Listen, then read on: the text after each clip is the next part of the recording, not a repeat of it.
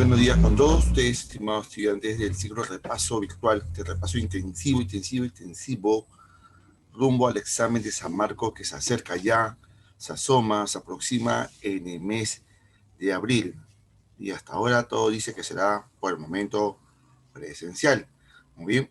Y hoy día vamos a tocar uno de los temas más favoritos, el tema de geografía más tocado, más tratado en los últimos años en el examen de San Marcos.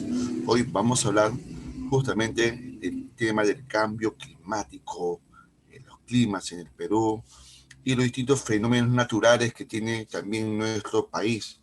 Tema que se ha convertido en la favorita de la OCA para elaborar pues, las preguntas de geografía en los exámenes de San Marcos. Claro, de esta info varía de varias formas de preguntas, pero básicamente se centra en esta información. Muy bien.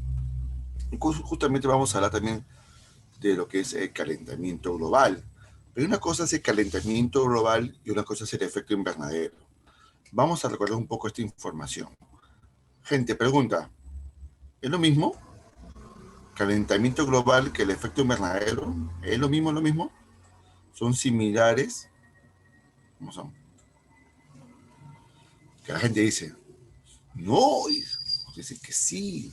Bueno, en realidad son cosas distintas, son dos procesos diferentes. Así es. Uno comenta, es consecuencia de lo otro. Dice, bueno, una forma de analizarlo, muy bien. Pero es importante precisar que el efecto invernadero siempre ha existido en la Tierra, desde antes que aparezca la humanidad. Así es, siempre ha existido el efecto invernadero. Y es que el gas base para el efecto invernadero, ¿cuál es? ¿Quién recuerda cuál es el gas básico para que se desarrolle el efecto invernadero?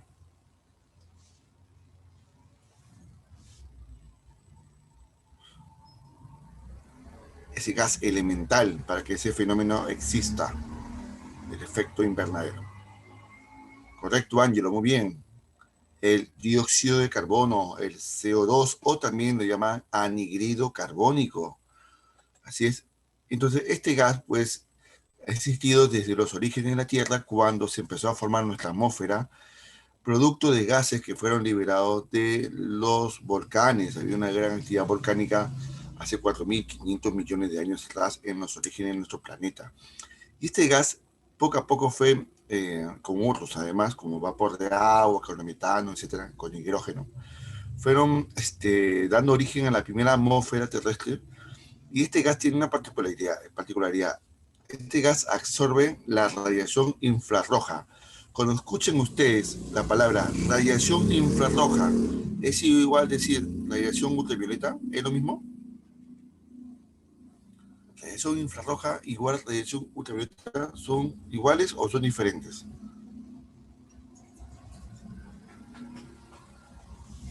Son distintos, muy bien, son distintos. ¿Por qué? Se escribe diferente, ya está chistoso, como que ya, también es eso, pero no solamente porque se escriben diferentes, sino que la radiación infrarroja es lo que está relacionado con el calor, ese el grado de calor que sentimos en el aire, ¿bien? Ese calor que viene del sol. Y la radiación ultravioleta es otro tipo de radiación, otro tipo de energía que no necesariamente caliente el aire, no caliente el aire, y aquí hay una propiedad atmosférica que los gases atmosféricos no se calientan con la radiación ultravioleta llamada diatermancia, ¿bien? Sino que más bien la radiación ultravioleta sí quema y daña superficie, pero no calienta el aire como la radiación infrarroja, que sí es. ¿Y qué tiene que ver con el tema?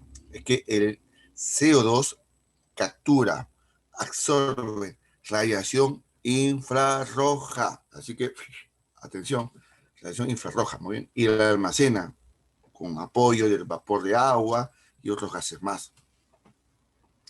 Entonces, esa absorción de este calor, de esta energía calórica de radiación infrarroja que viene del Sol, es absorbido por el dióxido de carbono en la atmósfera y eleva la temperatura ambiental. Eso es lo normal. Por eso es posible que la Tierra tenga vida, pues, porque es un planeta ni frío ni caliente, ¿no? Tenemos una temperatura promedio de 15 grados Celsius, muy bien, promedio. Así que crean condiciones para que haya vida, ¿no? Por algo la Tierra tiene vida, a diferencia de los demás planetas del sistema solar que en sus propios procesos de desarrollo pues no han podido generar o crear condiciones favorables, ¿no? Como la Tierra.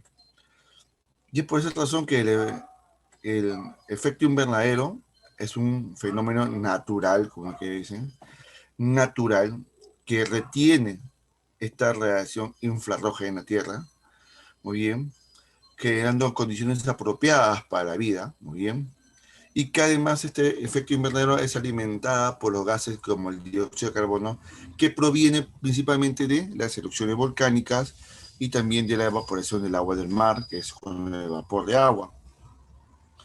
Y el proceso es similar a la que se da, por ejemplo, a un invernadero, ¿no? De cultivos de plantas. No sé si ustedes alguna vez han entrado a un invernadero de cultivos de plantas. Bueno, yo sí. Es como fuera una vivienda, ¿no?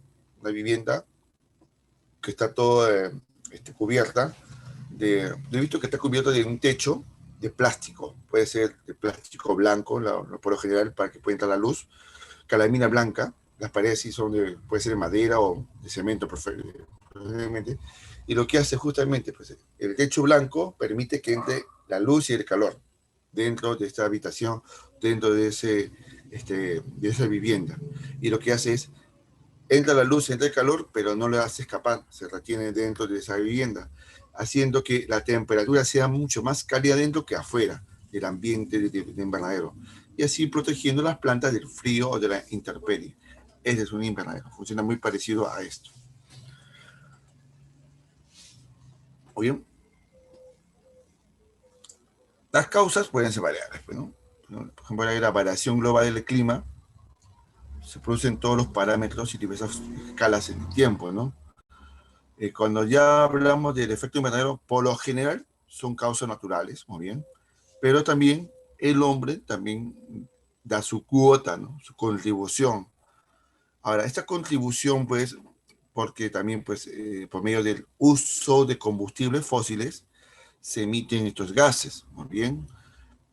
Claro, hace siglos atrás la contribución era pequeña. Hoy día, la contribución de gases de efecto invernadero que el hombre produce es mucho más de la que la naturaleza los provee. Así es mucho más.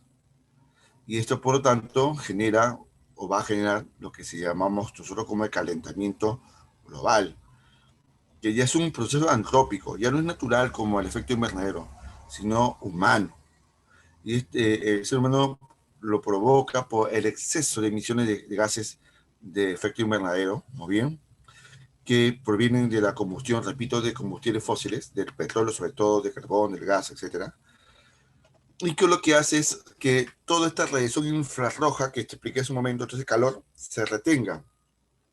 Porque por lo normal, en un efecto invernadero se retiene la radiación infrarroja, la atmósfera se calienta, cuando el día se calentó, la radiación infrarroja que está llegando de más rebota y va al espacio. ¿Bien? Pero en cambio aquí no, absorbe, retiene más, sin límite alguno, la radiación infrarroja y eso hace que los termómetros se disparen y se eleve la temperatura de forma muy dramática. Así es, elevando la condición térmica de la atmósfera terrestre. Aquí vemos este cuadro, creo que viene este cuadro. La línea María, muy bien, que van aquí en esta gráfica, representa todo el calor o la energía que viene del Sol por medio de la radiación infrarroja. Muy bien, es el calor que emite el Sol. Y la línea roja es la temperatura que tiene la Tierra actualmente. Y obviamente, ¿por qué la temperatura está por encima de los valores de la energía solar que recibimos? Porque justamente las emisiones de gases de efecto invernadero hacen que ya no solamente caliente el calor del sol, sino que ahora la misma Tierra, nosotros mismos estamos produciendo un calor en exceso, un calor adicional en exceso. Y mira cómo se ha disparado la temperatura ambiental de la Tierra gracias al hombre. Mira donde pasa las olas del bicho, ¿no? Sí, para arriba, para...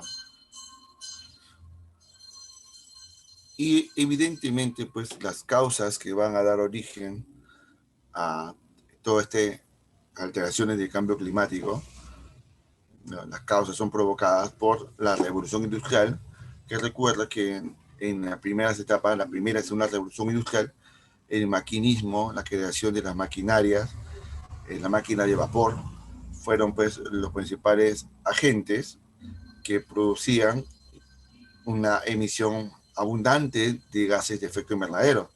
A ver, ¿quién recuerda las primeras máquinas de la revolución industrial? A ver, vamos a recordar aquí un poco de historia. A ver, ¿cuáles son esas primeras máquinas que aparecen en la revolución industrial y emiten estos gases? A ver, por el chat.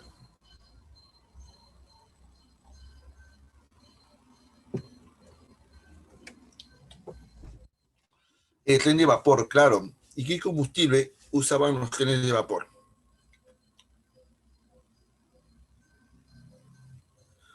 ¿Cuál es el combustible de esos trencitos? Ajá, por supuesto.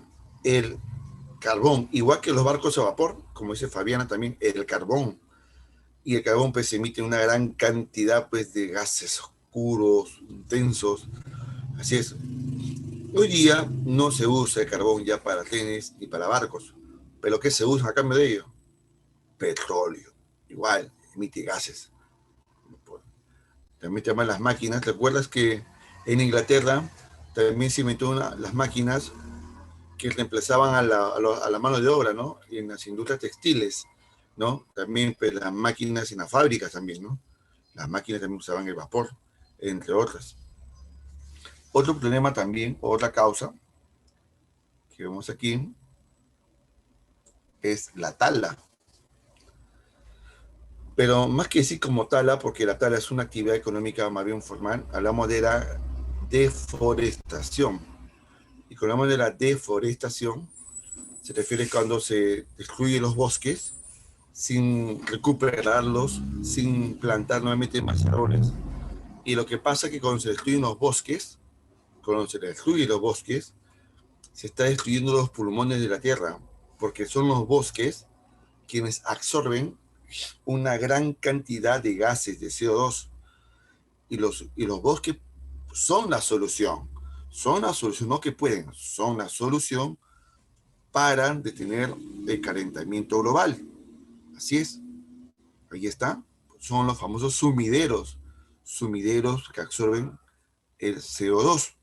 Muy bien, y recientemente estaba leyendo un artículo que todos sabemos que China es un país muy, muy industrializado y China también son los principales emisores de CO2, muy bien, y los chinos también estaban ya aplicando algunas medidas para contrarrestar esta problemática y estaban apuntando en invertir en la creación de sumideros naturales de CO2, o sea, bosques que absorban este gas.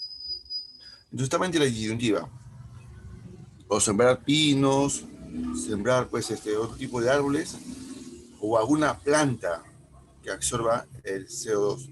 Y adivina qué planta descubrieron los chinos que absorben más CO2 que otras plantas y que además crece rapidísimo, más rápido que un árbol. Así es. Un árbol para que llegue pues, sus 20 metros pues demora pues quizás 30 años, pero esta planta puede llegar pues a los 30 metros de altitud y crecer pues en 4 o 5 años. Muy bien, Amy, tú estás informada, estás en todas. Así es, el bambú. Y el bambú abunda, pues abunda en Asia, en China sobre todo. Entonces los chinos están pues reforestando áreas que han sido arrasadas por la actividad industrial o por la actividad agrícola o ganadera con hectáreas y hectáreas, hectáreas de bambú porque absorben, son excelentes elementos que absorben el CO2 y que crece muy rápido, ¿no? Y necesitamos medidas ya ahora, porque vamos a crear un bosque, pucha, pero va a demorar un par de décadas. No, no estamos con el tiempo para darnos de lujo eso. El bambú es la solución aquí, una solución que se ha creado. Muy bien, Cristina, está muy bien. Pregunto, ¿en el Perú se puede aplicar esto de la siembra de bambú, sí o no?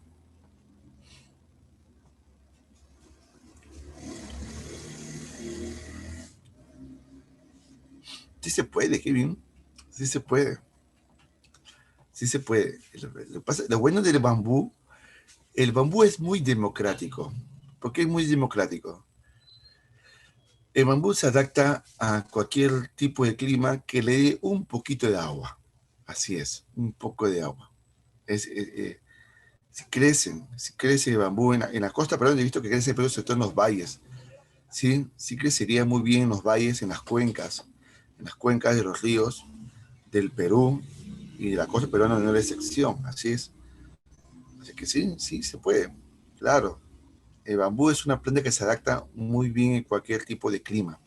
Claro, no un clima, por ejemplo, frío no, pero sí un clima un poco cálido y tenga un poco de humedad. Así es. Así es. Claro, puedes tener tu bambú en tu casa, pero ojo, de aquí en poco tiempo va a crecer tremenda cañaza, ¿no? Que va a ser más alta que tu casa. Sí, en serio, sí. Sí. Bueno, ahí está, pues, pero una caña de bambú no hace, pues, milagros, sino un bosque, pues, ¿no? Un bosque de bambú. Ese es el rollo. Ahí está. Bien, así que sí es posible, ¿no? Sí es posible esa idea que sea sostenible, ¿no? El bambú. Así, se puede inclusive sembrar bambúes también en las zonas cercanas a los humedales, no en los humedales, sino cercanas a los humedales, y así también recuperar el verdor de estas áreas protegidas. Así es, correcto. Continuamos. Otra causa que también genera, pues, eh, gases de efecto invernadero son las centrales hidroeléctricas, pero que son de tipo de reservorios o tipo represas. ¿Qué es lo que pasa aquí? Mira, aquí en la imagen observan una represa que ha envasado, está captando, está capturando el agua de un caudaloso río. Muy bien. Y el agua del río, por lo general, pues cuando se recorre sobre su cauce, tiene esta altitud, ¿no? Por acá. Muy bien. Pero al estar la represa, pues incrementa su nivel a muchos metros de altitud. Y tú dirás, ¿qué tiene que ver eso con el efecto invernadero? Si la electricidad y el agua, pues, no emiten gases. Ah, bueno, eso es lo que parece. Cuando se construyen represas en zonas como en la selva peruana, que, bueno, hay proyectos de construir represas hidroeléctricas en los distintos pongos en la selva alta de Perú, lo que pasaría es que si se construye una represa en la selva alta, esta represa provocaría que el agua de los ríos Marañón, Mantaro, Ucayali, etcétera, suba de nivel, y no solo sube de nivel, sino que además cubriría de agua, inundaría grandes, extensas y miles de hectáreas de bosques. Así es. O sea, todos los bosques quedarían sumergidos bajo el agua por un gigantesco lago artificial que se formaría por las represas de un río. Entonces, los bosques que quedan sumergidos debajo del agua se van a pasar a descomponer. Claro, se mueren, se descomponen. Y con la descomposición va a liberar un gas. Un gas. ¿Cómo se llama aquí el gas de efecto invernadero que es producto de la descomposición orgánica? El metano no es de origen orgánico, no. De origen orgánico. De la descomposición de seres vivos. El metano, muchachos, el metano. Así que los bosques que quedan, miles de hectáreas de bosques inundados, van a liberar miles de toneladas de gases de metano por la descomposición de los mismos bajo el agua de ese lago artificial. Ese es un problema que tiene un terrible impacto ambiental, además del impacto social que va a tener, porque muchos pueblos que están ahí también van a desaparecer, hasta lugares históricos también. Entonces, ahí también de que las centrales hidroeléctricas, dependiendo, por lo general, si está ubicado en zona de bosques, es bastante perjudicial. Amigas, amigos, hasta aquí. ¿Me estoy dejando entender, sí o no? Por favor, confirmen. Así es. Muy bien. ¿Qué tal, Jimenita? Qué gusto. Muy bien.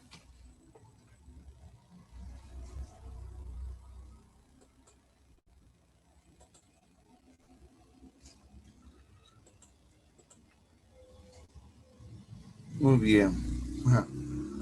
Otra causa que provoca, pues, este calentamiento global, por supuesto que es el parque automotor, pues, ¿no? Las emisiones de monóxido y dióxido de carbono por la combustión del petróleo, de la gasolina y otros combustibles. Es obvio.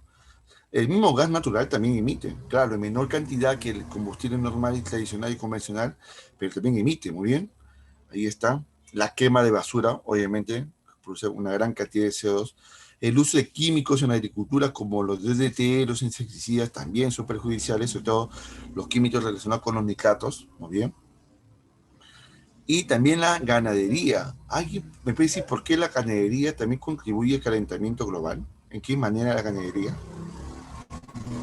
Por las heces de los ganados, porque bota metano. Así es, la emisión de metano por la descomposición de las heces de los animales. Muy bien. Y profe, ¿no se puede solucionar eso? Sí se puede, claro. Siempre y cuando el metano sea bien tratado, mejor dicho, el guano, y puede ser usado, pues, como hacen algunas comunidades andinas que lo usan como combustible. Y de esa manera se quema el metano y se reduce, pues, el índice de contaminación de este gas, que retiene por más tiempo el calor, inclusive. Pregunta, ¿alguien sabe cómo se llama ese excremento? O bueno, ¿cómo se llama ese combustible que usan algunas comunidades andinas a base del guano de las vacas?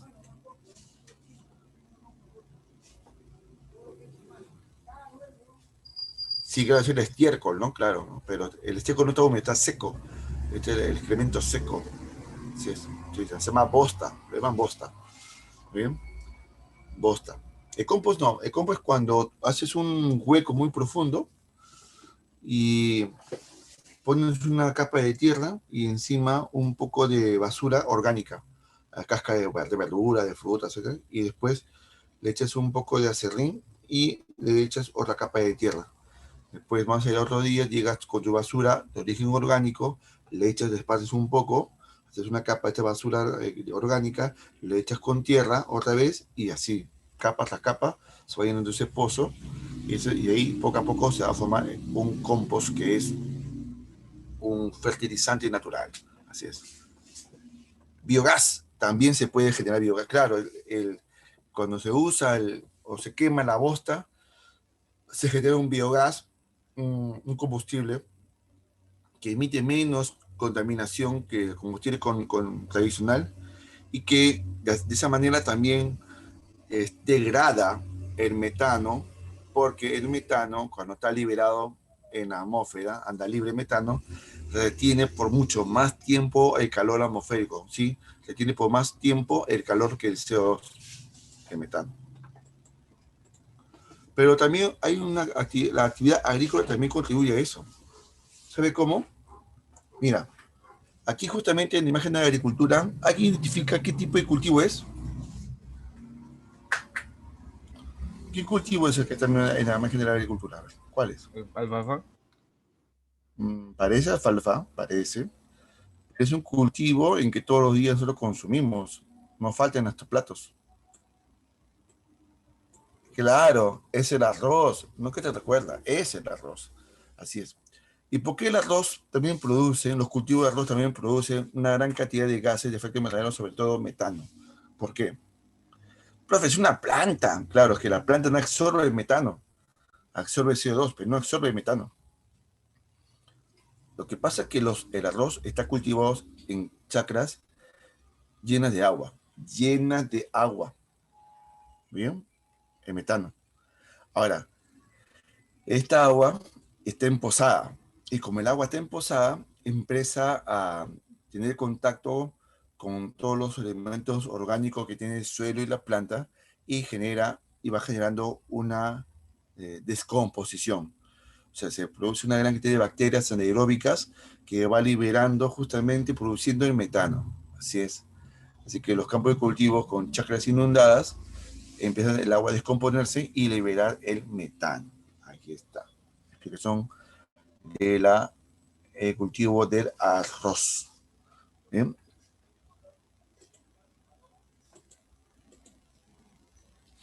Claro, por supuesto que la contaminación por el impacto automotor es de cabeza mayor que los demás causas que he explicado. Vamos aquí en la pregunta 1. Dice, la concentración de dióxido de carbono en las últimas décadas está incrementándose. Esto se debe principalmente ¿por qué? Todo lo dicho, ¿cuál es la causa principal? Por La D. supuesto, por supuesto, claro. El permanente uso de combustibles fósiles en la industria. ¿Y por qué te hago esta pregunta primero de arranque sencilla? ¿Por qué?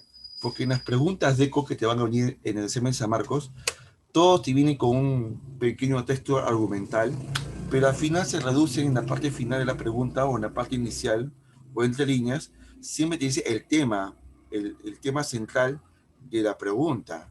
En el caso del tema de calentamiento global, tenemos claro que siempre tiene que tener vínculo o con el uso de combustibles fósiles en primer lugar, como también tenemos que tomar en cuenta con las emisiones de gases de origen orgánico como el metano, o también de gases de origen químico o artificiales, como por ejemplo los clorofluorocarbonos, los hidroclorofluorocarbonos también, y otros gases más, como los gases que emiten la industria textil, ¿no? El dióxido de azufre, el óxido nitroso, que también pues, son gases ya de tipo industrial propiamente dicho.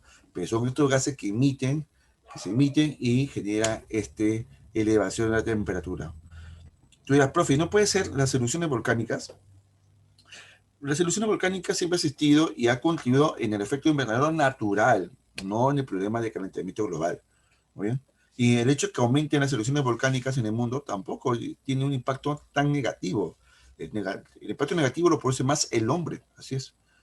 El, profe, el uso de energías alternativas no puede ser. Más bien, el uso de energías alternativas como la luz solar, la maremotriz, el eólica, etcétera, más bien este tipo de industrias o de energías son limpias y no generan calentamiento. Y, profe, el debilitamiento de la capa de ozono, bueno, el debilitamiento de la capa de ozono eh, no tiene una relación tan directa como la emisión de gases de efecto invernadero. El debilitamiento de la capa de ozono también es una consecuencia, producto de las emisiones de gases artificiales. ¿Bien? Dice beneficatorias. Ajá, muy bien. Entonces la B, queda claro. ¿Qué he hecho acá? Ah.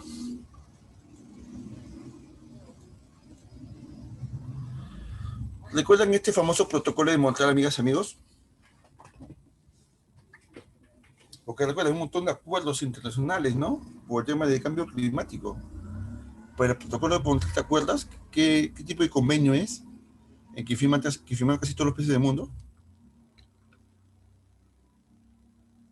¿Qué es lo que pretende ¿Qué es lo que pretende este protocolo de Montreal? Controlar las emisiones de gases. ¿Qué gases? ¿Que afectan a qué cosa? Evitar que emitir gases que afecten a qué elemento de la Tierra. Claro, que evite destruir la famosa capa de ozono. Correcto. Bien, ahí está. El compromiso de reducir todos los clorofluorocarbonos que afectan a la capa de ozono, que se encuentran en dónde? En los aerosoles. Muy bien. Tranquilo, Alex. Eh, claro, en casi todos los aerosoles, pero últimamente, aquí tengo un aerosol.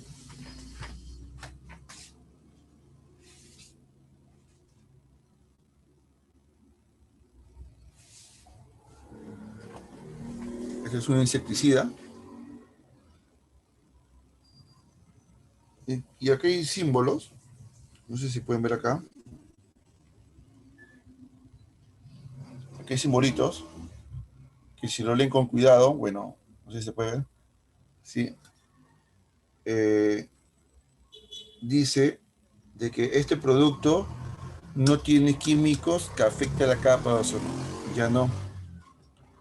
Así es. Igual que en otros aerosoles, vamos a ver. Aquí tenemos otro.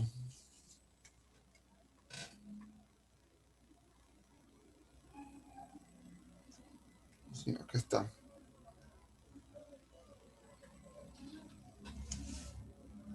Aquí también hay otro. Otro simbolito, donde nos dice que también no contiene gases que afectan a la capa de ozono.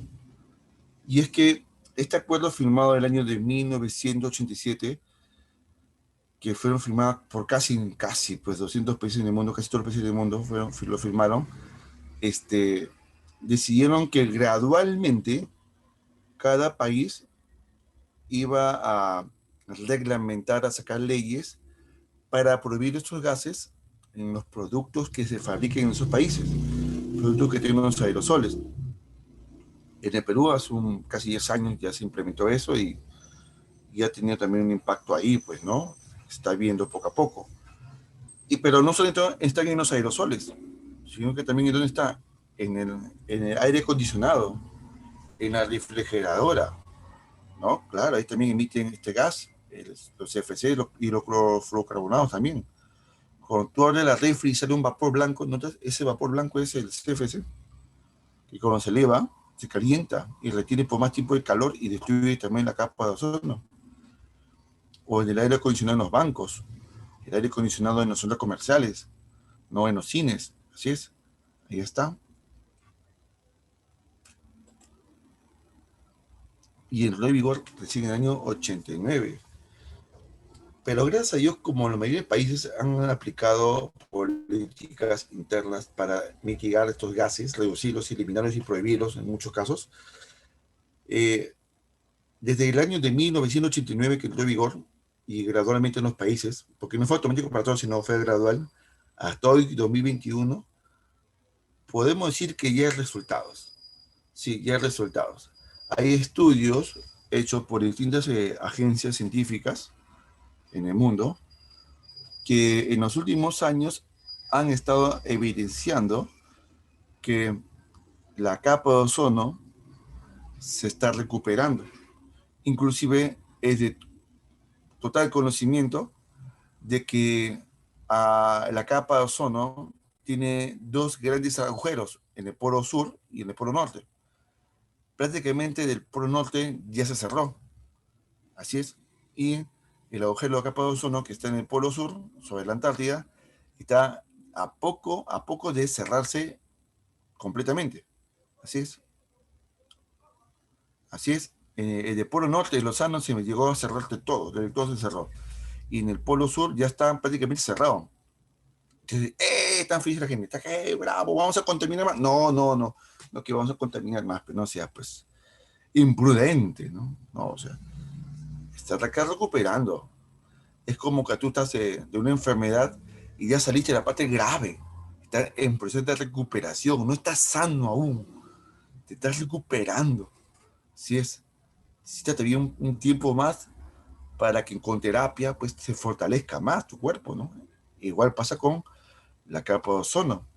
Entonces está en ese asunto. Bueno, el año pasado también la recuperación de la capa de ozono también se ha acelerado un poco más debido a que por el tema de la pandemia, como casi todos los países del mundo han tenido cuarentenas, pues se ha detenido de forma muy brusca también la industria, y eso también ha permitido la emisión de menos gases, tanto que genere calentamiento global como gases para el efecto que afecta a la capa de ozono. Y eso también ha contribuido. Muy bien. Así que, claro, eso no significa que vamos a contaminar, por supuesto, así es. Vamos a ver qué dice estos científicos, ¿ya? Atención, chicas y chicos.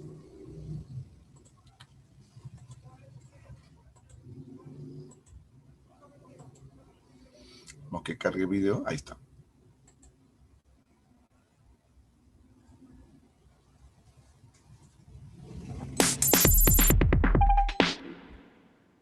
La Administración Nacional de la Aeronáutica y del Espacio reveló la primera prueba directa de la recuperación de agujeros de ozono luego de la prohibición de sustancias químicas como los clorofluorocarbonos. En el estudio de la Agencia Espacial Estadounidense, los científicos demostraron mediante observaciones satelitales directas del agujero de ozono que los niveles de cloro que destruye el gas encargado de proteger la Tierra de los rayos ultravioleta del Sol disminuye, lo cual reduce el agotamiento de la capa. Las mediciones exponen que la baja del cloro es por la prohibición internacional de productos químicos que contienen cloro llamados clorofluorocarbonos, destacó la NASA en su página de Internet. El impedimento dio como resultado 20% menos de agotamiento de la capa de ozono en comparación con el año 2005, primer año en que las mediciones de cloro y ozono durante el invierno antártico fueron hechas por el satélite Aura de la NASA. Para el desarrollo del estudio publicado en la revista Geophysical Research Letters, los científicos emplearon datos de una herramienta instalada en el satélite Aura, que realiza mediciones continuas en todo el mundo desde la mitad del 2004. Notimex. Así es, son como a forma de noticias. Entonces las agencias han informado sobre la recuperación de la capa de ozono y eso es algo bueno ante tantas malas noticias que escuchamos todos los días, ¿no? Que ya cansa tantas noticias malas. Dice, el virus del planeta empezó a eliminarse. Ya era hora. Sí, algunos consideran que la humanidad es el virus en realidad, ¿no? Pero bueno, son interpretaciones. No toda la humanidad es mala, pues. Por eso tú eres malo, tú eres un ser humano en el planeta, tú eres consciente, sabes muy bien que hay que protegerlo, ¿no? El problema es la economía salvaje. El propietario de los sectores de los medios de la producción, que no importan los medios, mientras haga plata, no le importa el medio ambiente. Ese es el problema, ¿no? Que son unos pocos que generan este problema ambiental. Pero somos muchos que somos conscientes que eso no puede continuar. Así es. Por lo tanto, una pregunta número 2. La Organización de las Naciones Unidas convocó en 1987 a una reunión en Montreal, que está en Canadá, que se ocupará del agotamiento de la capa de ozono. El protocolo de Montreal plantea reducir el 50% de la producción de CFCs para el 2000. Como consecuencia de los acuerdos alcanzados, en el protocolo de Montreal, la producción de CFC en los países desarrollados cesaron casi por completo y a finales de, casi por completo desaparecieron en el año de 1995. En cambio, en los países de vía de desarrollo, el año 2010, o sea, como el país, como nuestro país, ¿no? A partir de 2010 empezaron a totalmente eliminar esos gases. Entonces, ustedes infieren importante para recuperar, ¿qué cosa? La capa de ozono. Profe, no hay capa de ozono, pero hay otro nombre. La capa de ozono tiene otro nombre. ¿Cuál es? Claro, muy bien. Se llama oxígeno triatómico. Oxígeno triatómico, no te olvides eso. Oxígeno, así también se llama el ozono, porque es una molécula con 3 átomos de oxígeno. Muy bien, así es. Solo 3 átomos de oxígeno pueden filtrar la radiación ultravioleta. Por separado no hace nada, ni cosquillas.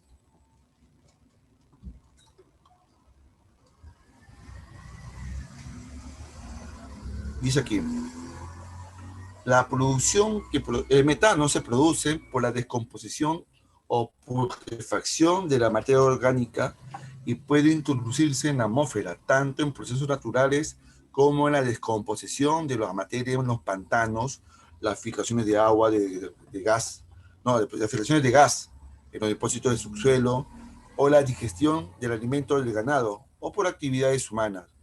Sobre todo este último, específicamente, ¿quién lo produce? Si es por actividades humanas. ¿Cuál es aquí la clave? Ajá, ya me están respondiendo la agenda aquí. Obviamente, los lubricantes producen otro tipo de gases, también que afectan la atmósfera, pero no es de origen orgánico directamente, y que, bueno, pues, lo que el hombre sí realiza como actividad, ¿cuál sería? A ver, analiza entre las 3, las 2, 3 y 4. ¿Con cuál te quedas? Claro, el cultivo del arroz, porque genera apantanamiento de las aguas, y es una actividad humana, que es la agricultura, y la ganadería, ¿no? Así es. Así que la clave número 3 es la clave Chippy. Muy bien. Que yo lo había explicado más extendidamente hace un momento de dónde es el origen de la liberación del metano, ¿no? Así es.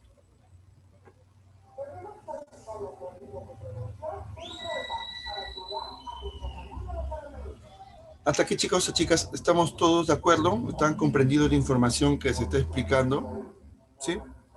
Sí, Ajá, gracias. ¿Quién es Katy?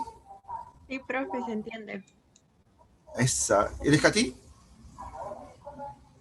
No. Sí, profe. Ya. Otro dice, hay dos voces ahí que me confundieron. Bueno, pero uno es Katy. Muy bien. Ah, listo. Muy bien. ¿Qué tal Fiorella? Hoy, ya la vi, me gustó. De hecho, comento lo que vi. ¿Ya? Continuamos. Acuerdos. Los otros acuerdos, porque el protocolo de Montreal no es el único, sino hay muchos acuerdos que se han firmado que se intentó involucrar a los países, sobre todo los más industrializados en el mundo, para proteger la atmósfera, sobre todo para evitar el continuo calentamiento de la atmósfera. Y estos acuerdos, pues tenemos que los siguientes. Destacamos, hay varios acuerdos, pero son los más importantes, los más resaltantes.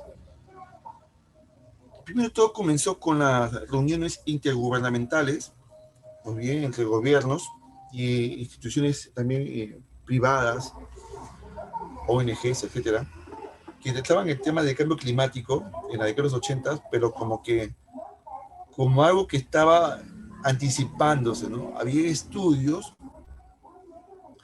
que ya estaban advirtiendo a los países del mundo, diciendo, hoy, por si acaso, la Tierra se está calentando, abierto, países industrializados, el calentamiento de la Tierra está siendo de una manera muy acelerada, y los países en la década de los 80 pues escuchaban pues, información, esa advertencia de los científicos, que ni bola le daban, pues, pues, normal que se caliente, la Tierra se calienta geológicamente, pues tiene su época de hielo, su época de calor, tuvo su pleistoceno, tratamos holoceno, eso es normal. O sea, había justificaciones también de grupos científicos bastante idiotas en esa época, para que a favor, ¿no?, de las industrias, de las grandes potencias mundiales que menoscababan, ¿no?, menospreciaban los informes de advertencia de un grupo de científicos que ya estaban anticipando el problema de calentamiento global, ¿no? Que estaban pronosticando que esto iba a ser una cosa muy terrible, que iba a afectar a todo el mundo, ¿no? Entonces, ahí había pues investigaciones y asesorías sobre el tema de calentamiento global, pero que aún no lo tomaban de todo en serio, aún no. Hasta que, obviamente, no pasó mucho tiempo y a nivel mundial se empezó a notar que los fenómenos climáticos como los huracanes o tifones o ciclones, los fenómenos de Niño, las sequías, las lluvias torrenciales, etcétera, que siempre ha existido, o sea, siempre vivo huracanes, siempre vivo sequías, etcétera, pero ahora con mayor agresividad, con mayor intensidad y en niveles que nunca antes ha visto en la historia. Entonces ahí la gente empezó a preocuparse, ahora, ¿por qué ahora están más violentos todos estos cambios climáticos? ¿Por qué? Aquí esta sequía ya no duró solamente 4 años, sino ya tiene una década, es demasiado tiempo. O aquí hay muchas lluvias torrenciales, ¿no? Demasiado. Entonces, algunos países, algunas naciones, empezaron a darse cuenta, hoy, las advertencias que está cambiando el clima son ciertas, pero ¿quién está causando ese cambio climático? Pues entonces todo el mundo, o bueno, todos aquellos científicos involucrados en el tema, estaban apuntando, se está esto provocando porque la humanidad está expulsando demasiada cantidad de gases de efecto invernadero, no naturales, sino antrópicos. Y esto que generó un poco ya la preocupación de países, no aún la alarma, sino la preocupación de muchos países, y sobre todo por las Naciones Unidas, se empezó a organizar las reuniones cumbres, ¿no? Las convenciones marco de las Naciones Unidas sobre el cambio climático, ¿no? Y se desarrollaron una serie de cumbres, reuniones en todos los países del mundo involucrados para tratar el tema, ¿bien? Y en donde el tema principal en la primera cumbre, bueno, una de las primeras cumbres, que fue la de Río en 1992, es de que los países firmantes de este acuerdo tendrían que involucrarse en investigar, contribuir en la investigación y buscar la manera de cómo reducir los gases de efecto invernadero y su impacto sobre su medio ambiente, ¿no? En esta oportunidad fueron 197 países que firmaron. también se llama 197 partes. Cada parte es un país, ¿muy bien? Pero luego de esta cumbre, los Estados Unidos se retiró. ¿Y por qué Estados Unidos se retiró siendo uno de los principales emisores de gases de efecto invernadero en el mundo? Se retiró porque dentro de lo que es en el gobierno de Estados Unidos, tanto en el Congreso estadounidense como en el Ejecutivo de Estados Unidos, allá en el año 92 que gobernaba George Bush, el republicano, veían que reducir los gases de efecto invernadero significaría que también tendrían que reducir su producción industrial. Recuerda que es un país muy, muy industrializado. Y si Estados Unidos, para proteger la tierra, para reducir los gases de efecto invernadero, tiene que reducir su producción industrial, esto lo va a tener pues consecuencias muy negativas en su economía, sobre todo porque va a tener que despedir empleados, trabajadores para reducir la producción y las emisiones de gases de efecto invernadero. Esto significaría que muchas empresas, si no se van a poder sostener económicamente, van a quebrar, y entonces tendría pues obviamente un impacto económico bastante perjudicial para los intereses de este enorme país, que por cierto son pues razones obvias, ¿no? Pero, sin embargo, también sabemos que los Estados Unidos, que tienen un gran desarrollo tecnológico, pues se tomaba la vía de que mientras que la producción industrial sigue en mi país, Estados Unidos debió haberse comprometido con el desarrollo de tecnologías de energías limpias para no depender del petróleo y no mermar su crecimiento económico. O sea, tienen ellos, como todo país, todo el derecho de no perjudicar o, sí, pues, su economía, de todo derecho, ¿no? Sino que los Estados Unidos tienen los medios, siempre tienen los medios para buscar formas de energía alternativa que reemplace los combustibles fósiles y no se detenga, pues, su crecimiento económico. Entonces, es ahí, pues, donde se le cuestiona a Estados Unidos de la falta de compromiso, ¿no? Porque tiene los medios, pero no le ha dado la gana de impulsarlo en sus industrias locales. Así es. ¿Qué más?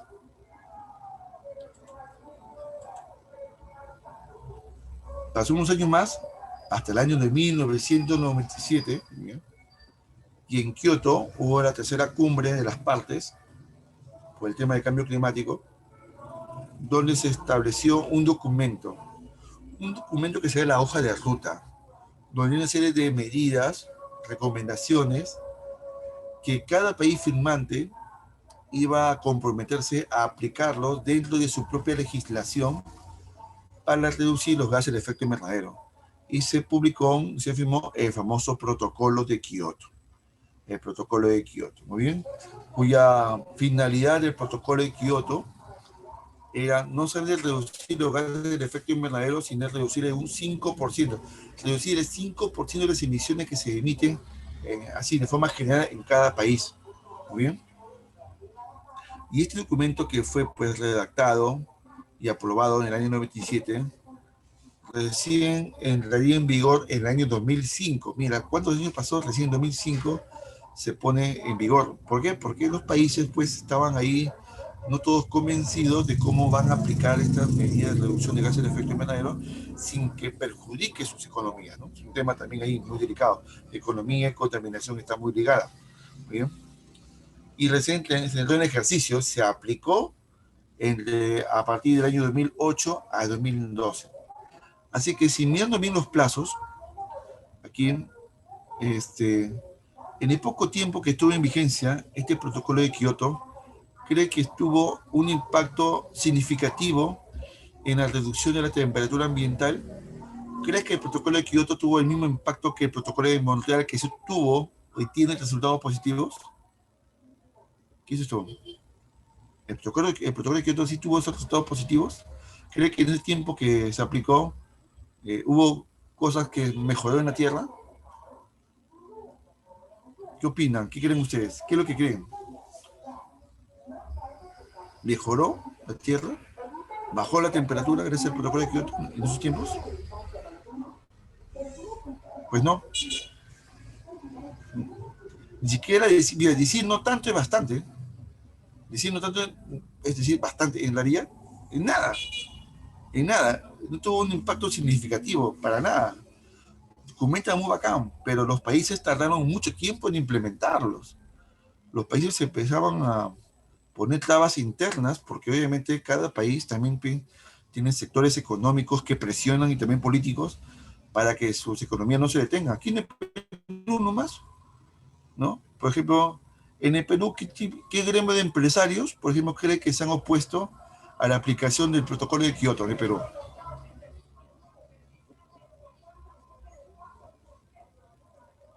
¿Qué gremio de empresarios aquí en el Perú se cree que se opuso a los distintos gobiernos y hizo lobbies y transó con congresistas y todos para que no se aplicara el protocolo de Kioto plenamente en el Perú? ¿Alguna vez has escuchado tú el nombre de la CONFIEP?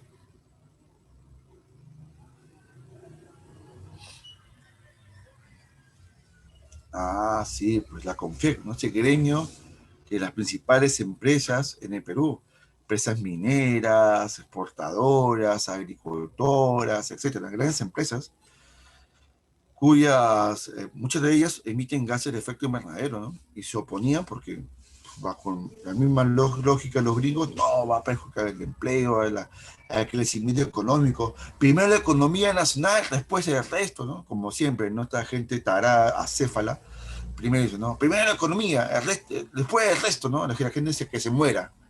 Primero la plata, ¿no? Así es. ¿No? Así es. Siempre ha sido así la CONFIEP. Y muchos gobiernos se han alineado a la CONFIEP, que son sus patas, Alan García, Ollanta, Toledo, todo lo demás. Fujimori, de hecho, también. Y el protocolo de Kioto no se aplicó bien del todo, sino desde que en el gobierno de transición de Valentín Paniagua, en el poco tiempo que estuvo Valentín Paniagua, decretó algunas normas y leyes y algunos organismos públicos le dio herramientas para poder crear políticas sectorizadas en sectores para aplicarlo esto gradualmente. Así es. Pero en el Perú, como tú sabes, la letra, pues, en la ley, pues, el papel aguanta todo, pues, el papel aguanta todo y no siempre se aplica.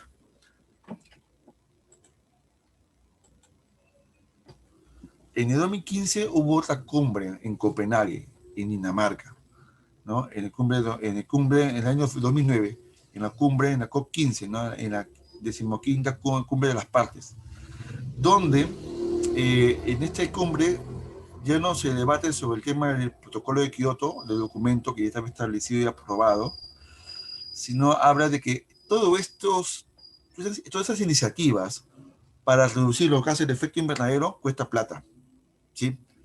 O sea, para mitigar esto necesita plata. ¿Necesita plata para qué? Para crear formas de energías alternativas al petróleo. Eso cuesta plata. Cuesta plata crear formas de tecnologías o estructuras que absorban el CO2. También cuesta plata hacer las investigaciones, los estudios. Hay que pagar a los científicos, los informes. Todo cuesta plata. Así que para que sea viable lo acordado en Kioto, se exige que exista un fondo económico de 10.000 millones de dólares que había, que se incrementó porque era insuficiente a 100.000 millones de dólares, y los países que más contaminan son los que más deben aportar. O sea, los países más industrializados tienen que ponerse más billete para seguir haciendo los estudios, crear formas, medios tecnológicos que sean alternativos al tema de la contaminación. Y en la COP16, al año siguiente, esta idea de este fondo económico toma más forma, más cuerpo, y en Cancún se crea el Fondo Verde, donde esta plata va a ser definitivamente, va a ser destinado directamente ya no para financiar estudios, porque ya existe un montón de estudios, sino que va a ir directamente a atacar el problema del calentamiento global. Es decir, ya hay que solucionarlo con campañas de información, con medidas educativas, con creación de sumideros, etcétera, etcétera, etcétera. ¿Muy bien? El uso ya de combustibles que no sean de petróleo, como el etanol, por ejemplo. Y la cumbre 18 en Qatar, que fue celebrada en el año 2012, como llegó el año 2012, y como recuerdo en su momento, el protocolo de Kioto tuvo solamente unos pocos años de vigencia, porque ya se vencía en el 2012 el plazo para que se aplique. Entonces, como no se vieron resultados positivos, en esa cumbre, en Doha, Qatar, se debate la continuidad del protocolo de Kioto o redactar un nuevo documento. Así que la votación y la aprobación fue porque se continúe con el mismo protocolo, con el mismo documento del protocolo de Kioto, pero se amplía la vigencia hasta el año 2020 para notar ahí recién pues su impacto que tenga sobre la atmósfera, ¿no? Ahí está. Se amplió la vigencia porque el tiempo que se aplicó era muy corto. Llegó hasta Lima. En Lima hubo una cumbre, recuerdan ustedes, cuando estaban en el colegio ustedes, muchachos, en el año 2014, la COP20 en Lima, donde aquí se habla de un tema importante. Yo pregunto, amigas y amigos, ustedes me van a responderme. ¿Quién contamina más? ¿Quién genera más contaminación y más calentamiento a la atmósfera? ¿Los estados o las empresas? Las empresas. Es obvio, ¿no? Es lógico. Si son las empresas que generan más contaminación que los estados, que también lo hacen, ¿ya? Pero más son las empresas, es lógico que hace más daño tiene que enojarse, ¿no? Es como cuando, no sé si ha pasado, cuando uno juega pelota, o ha jugado pelota de niño, en la calle, todos jugando pelota, y nunca falta un niño, ¿no? Pum, patea la pelota y rompe un vidrio de la vecina, fíjense, ¿no? Pregunto, en teoría todos los que jugaron pelota deben pagar por el vidrio, ¿no? ¿No es cierto, no? Pero ¿quién tiene que poner un poquito más? ¿Quién? El que lo rompió. Claro, claro, que la rompió, pues. Debía poner un poco más, ¿no? Claro, todos ponen su plata, ¿no? Porque todos están jugando en caiga. Pero el que la rompió, pone un poco más. Igual pasa acá, pues, ¿no? Todo contamina, pero el que contamina más, mójate más, pues, muchachos. Mójate más, aplícate, póntela, ¿no? Matricúlate. Así es. Y entonces se empezó a recibir la participación y el aporte económico también de las empresas privadas al Fondo Verde. Y las empresas privadas, conscientes de ello, asumieron que sí, pues también es responsabilidad del capital privado de contribuir con el tema de detener el efecto invernadero, porque ya se dieron cuenta de que si la Tierra se va al diablo, también se van ellos al diablo. Así es, pues. Así es. Bueno, un ejemplo de la pelota, bueno, al fin y al cabo nadie paga nada, todos salen corriendo, ¿no? Esa es la verdad. Bueno, no es el caso de acá, felizmente. En la COP21, la cumbre de las partes que se celebró en París en el 2015, se aprueba un nuevo documento que va a reemplazar al protocolo de Kioto. Sí, hay muchos acuerdos aquí, ¿no? Pero el más trascendental es que se aprueba un documento que ya había sido redactado en Lima como borrador, pero en el 2015 se ha corregido y mejorado este documento que reemplazaría al protocolo de Kioto. Tenía metas más ambiciosas y también algo interesante habían anunciado los científicos previamente hablando desde el 2014, que la temperatura de la Tierra está sobrepasando la temperatura de la era preindustrial. ¿Qué quiere decir eso? La temperatura de la Tierra en la era o en la etapa preindustrial es de 14.5, 15 grados Celsius. No es normal, muy bien, pero se ha incrementado 1.5 más de lo normal. Así es. Y tú dices, que se eleva la temperatura 1.5 más de lo normal, no pasa nada, pues. No pasa nada. Con 1 grado Celsius de más, todos los fenómenos climáticos en la Tierra se han vuelto más destructivos y más violentos, perjudicando la vida de las personas y la economía mundial. Con 1 grado Celsius más, 1.5, estamos por encima del valor normal. Y según los estudios, se estima de que si la temperatura media de la Tierra supera los 17 grados Celsius, si supera los 17 grados Celsius, vamos a llegar a un punto de inflexión. ¿Qué significa de inflexión? De no retorno. Que el calentamiento global se va a convertir como una especie de una enfermedad crónica irreversible, que nada lo va a detener, por lo menos en los próximos cientos de años. Así es. Por lo tanto, para evitar que la temperatura atmosférica sobrepase ese límite, una de las metas que se puso el Acuerdo de París es reducir de 2 grados Celsius a mínimamente 1,5 grados Celsius de la temperatura que está ahora, para intentar llegar a lo más próximo a la temperatura normal de la Tierra, que es de la etapa preindustrial, 14.5 a 15 grados Celsius.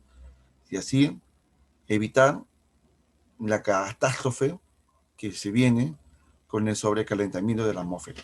Así es.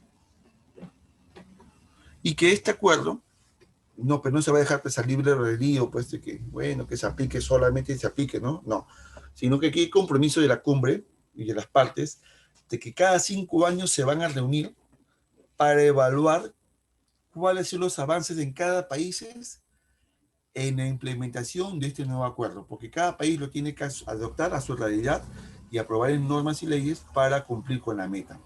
Así es. Y hacer la evaluación cada 5 años es una buena idea para hacer el seguimiento y no dejar al libre albedrío, para que, como pasó con el protocolo de Kioto, que bueno, cada país a su velocidad, a su manera, pues aplicarla y al final no tuvo el impacto que se esperó, ¿no? Ahora sí hay un programa, un cronograma y todo, ¿no? Se supone que el año pasado debió haberse celebrado una cumbre, el año pasado en Chile, y este año, como el año pasado no se celebró en Chile, este año parece que por el tema de la pandemia, pues dependiendo de las condiciones, se iba a celebrar en España este año, ¿no? Así como va el tema de la vacunación, pues nada garantiza que la cumbre se haga este año para evaluar el impacto o los avances del Acuerdo de París. ¿Por qué? Tú dirás, pero en Europa ya empezó la vacunación. Sí, pero, o sea, yo pregunto a ustedes, ¿ustedes consumen noticias internacionales, sí o no? Digan la verdad. Escriban por el chat, por el privado. ¿Consumen noticias internacionales? Algunos sí. Y no hablamos de fútbol, hablamos de noticias de política, del tema de la pandemia, etcétera, a nivel mundial. Muy bien. Algunos sí, muy bien. Otros no, muy bien. Y los que están informados, bien informados de las noticias internacionales que pasan en Europa, en Asia, Estados Unidos, se han dado cuenta que la campaña de vacunación en muchos países de Europa es calamitosa, ¿no? Quizás el único país que tiene pues, una campaña de vacunación relativamente buena es Inglaterra y después sigue Israel, ¿no? Pero los demás países de Europa, pero la vacunación está terrible, o sea, y aquí la gente critica que estamos muy lentos en el Perú porque no llegan las vacunas. Allí en Europa tienen las vacunas y tienen problemas para distribuirlas, siendo Europa, España nomás. Por ejemplo, en España, dice por testimonio de un periodista llamado Marcos Cifuentes, dice que un latino residente en Europa, en España, menos de 60 años, ya ha recibido vacunas antes que una persona adulta mayor de España. O sea, hay un tema ahí, pues, terrible, ¿no? Así es, hay problemas allá de la vacunación, así, terribles. Teniendo vacunas, no sé qué cosa es peor, o no tener la vacuna y no poder vacunar, o tener la vacuna y no poder vacunar. No sé qué es peor. ¿Muy bien? Pero cosas tan feas ya el tema de la distribución y la aplicación de vacuna, porque hay un desorden, un caos. La gente se quiere saltar de la cola, ¿no? Así es. Entonces, así como están las cosas en la campaña de vacunación, me parece que no se va a celebrar esta cumbre en España, como estaba programado para noviembre de este año.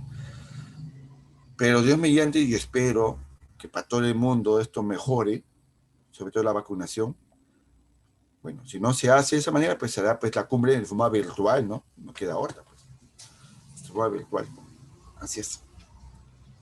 Pregunto, ¿hasta aquí se ha tenido la explicación de las principales cumbres por el cambio climático? A ver, por el chat. Muy bien. Les agradece. Perfecto. Muy bien, Angelo. Gracias. Continuamos. Y este cuadro comparativo, que te lo dejo ya en el PowerPoint, hay una diferencia, ¿no? Entre lo que planteaba como objetivos o metas el protocolo de Kioto y las metas que propone el Acuerdo de París, ¿no? Por ejemplo, si bien pues el protocolo de Kioto sienta las bases, ¿no? Marca el punto de partida para reducir los gases de efecto invernadero, ya el Acuerdo de París ya define acciones concretas, ¿no? Ya no estudios concretos, ¿no? Ya el problema es lo que es y esto son las cosas que se tienen que aplicar sí o sí, ¿no? El protocolo de Kioto buscaba pues, reducir el 5% de los gases de efecto invernadero y el Acuerdo de París es mucho más ambicioso. Busca limitar el aumento de la temperatura mundial por debajo de los 2 grados Celsius que está teniendo actualmente, ¿no? Que no lleguemos a los 17 grados promedio. Aquí en el protocolo de Kioto habla de la generación de sumideros y el Acuerdo de París también habla de la creación de más sumideros o más sumideros que son insuficientes los que hay ahorita, faltan más. ¿Y cuál es la mejor opción de sumidero de carbono? A ver, en el chat respóndeme, ¿cuál es el mejor ejemplo de sumidero de carbono? ¿Cuál es el mejor ejemplo? La creación de ¿qué? De bosques. No se olviden, sumidores de carbono pueden ser artificiales o naturales. Y lo más viable, económicamente hablando, son la creación de bosques.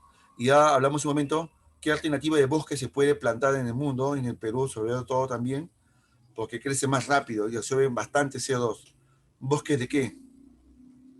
Por supuesto, no se olvide, el bambú. Así es. Perfecto. Que es una buena alternativa, entre otras que hay. También hablaba el protocolo de Kioto de los bonos de carbono, ¿no? Dinero que sirva para crear sumideros, ¿no? O sea, financiar pues, estos sumideros con plata que venga de los países que más contaminen, ¿no? Para mitigar el impacto, ¿no?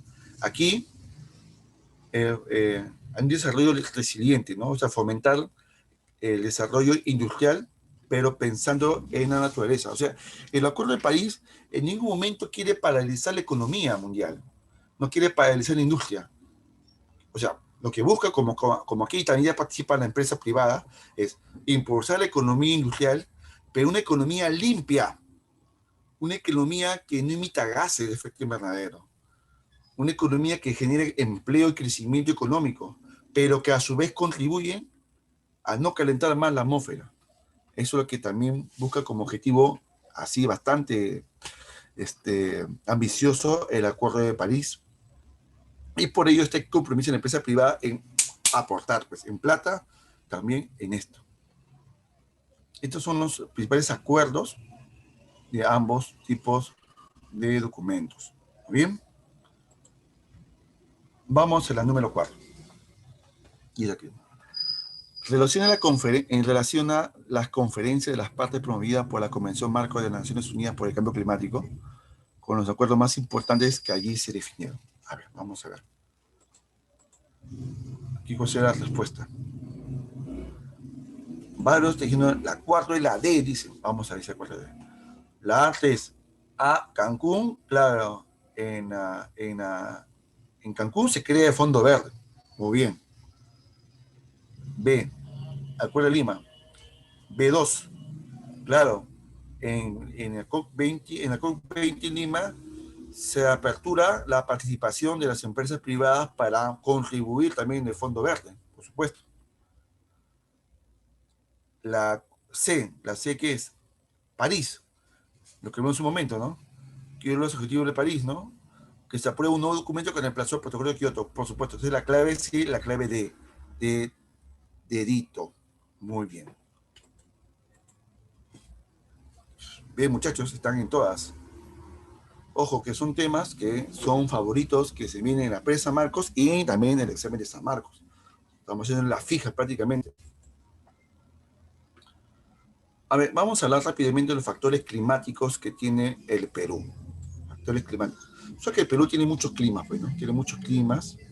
Según Torweider, esa clasificación climática tiene 28 tipos de clima y según Köppen tiene 8 de los 10 climas a nivel mundial.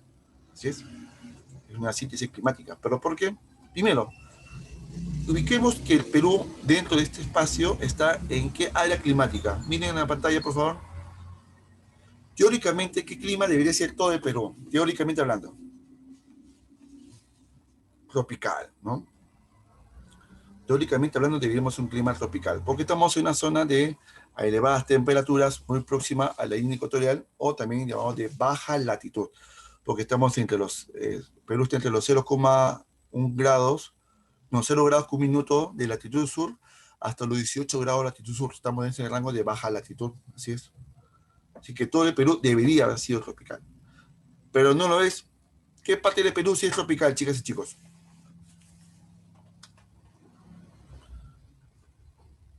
¿Qué regiones? La selva, pues, claro, el oriente peruano. El oriente peruano y también parte del norte peruano también. También parte del norte peruano, también tropical. Otro factor es la altitud, principalmente por la presencia de la cordillera de los Andes. Porque con la cordillera de los Andes, ¿qué pasa?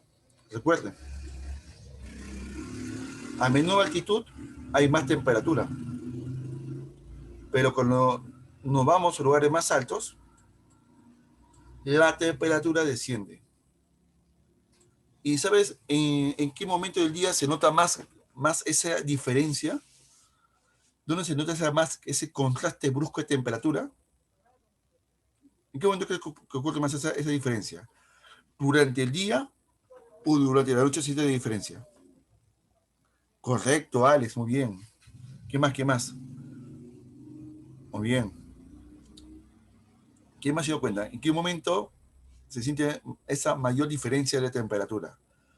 Bien, bien, bien, Jennifer. También respondió igual que su compañero anterior.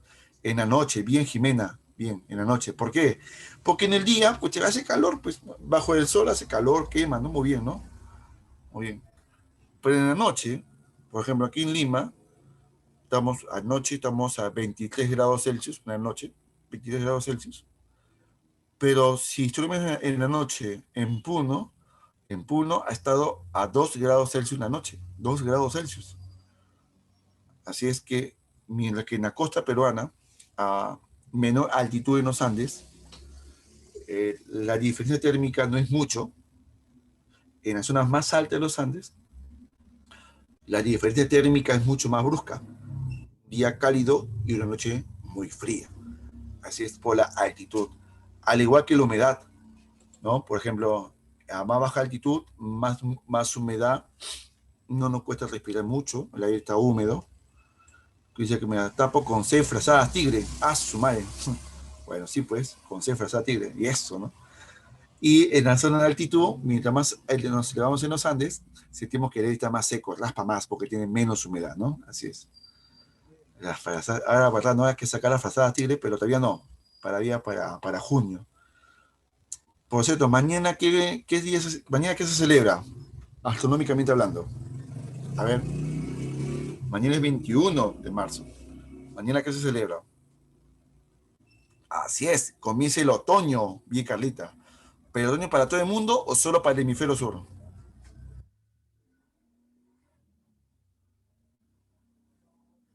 Solo para el hemisferio sur nomás. Claro, muy bien. Y para el norte, comienza, ¿qué estación comienza para el norte? La primavera, claro, la primavera, la primavera. Fin de su invierno, comienza su primavera, así es. Arriba no se dice, se dice al norte, arriba, ¿no? O sea que el arriba y abajo, pues, es una forma inadecuada, ¿no? Porque no existe arriba y abajo en realidad, ¿no? No existe arriba y abajo en el universo. Así es. Pero así es, nos equivocamos porque vemos en el mapamundi arriba, abajo, pues, es paltearse es muy frecuente, ¿no? Pero norte, sur, ¿no? Se puede decir, es la forma correcta, ¿no? El arriba y abajo es relativo, no existe. Y también mira qué función tiene la cordillera de los Andes. En la siguiente imagen observan que desde la selva viene una gran cantidad de vientos muy húmedos impulsados por los vientos alisios. Estos vientos húmedos chocan con la cordillera de los Andes. Entonces ya no pueden cruzar, no pasan. La gran mayoría de esos vientos húmedos se quedan en la parte oriental. Por eso que la parte oriental del Perú es más lluviosa. Por eso que la selva alta está en el oriente. La selva está en el oriente es más lluviosa. Y como esa humedad no llega al lado occidental de los Andes, no llega a la costa, por eso que la zona de la costa es seca, pues, porque no recibe esa humedad. Así que la cordillera de los Andes también sirve como una barrera natural. ¿Sí? ¿Quedó claro eso? ¿Quedó claro eso? ¿Sí? ¿Quedó claro? ¿Sí? Pero a veces pasa algo raro.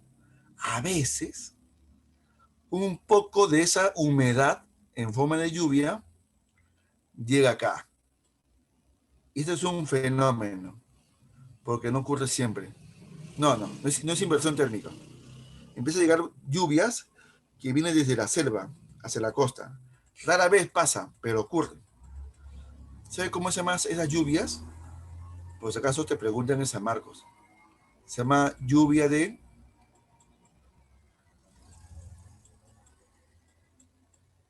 ¿Alguien adivina qué estoy escribiendo ya?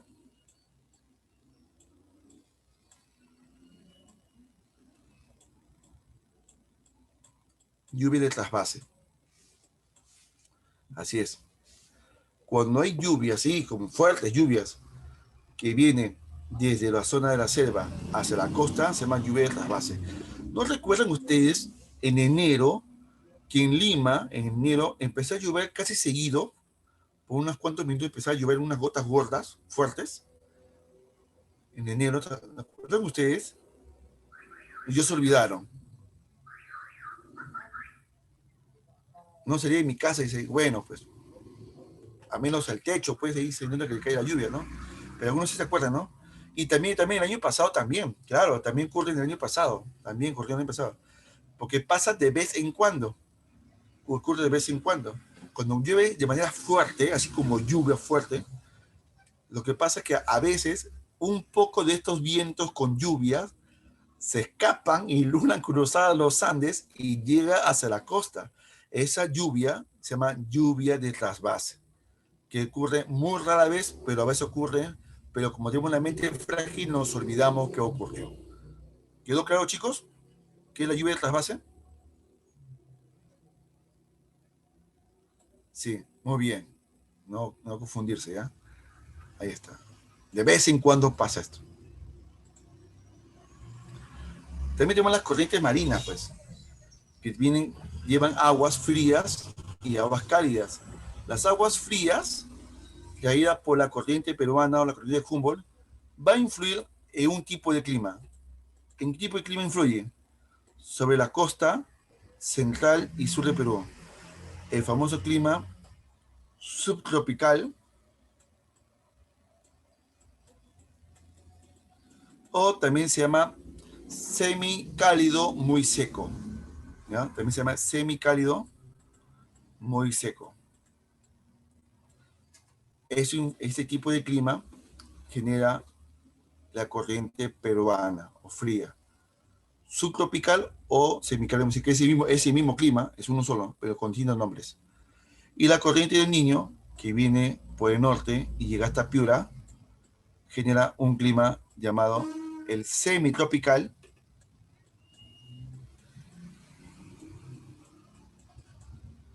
pero también se le llama el árido o cálido muy seco.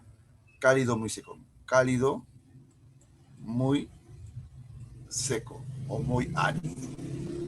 Así que Cada corriente marina genera un tipo de clima en dos sectores de la costa peruana.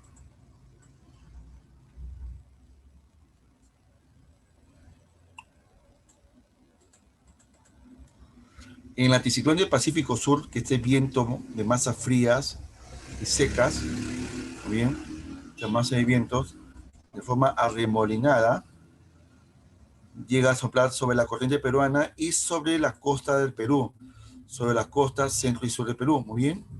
¿Y qué genera? Este viento también genera mayor aridez, más aridez en la costa peruana. No te olvides esto.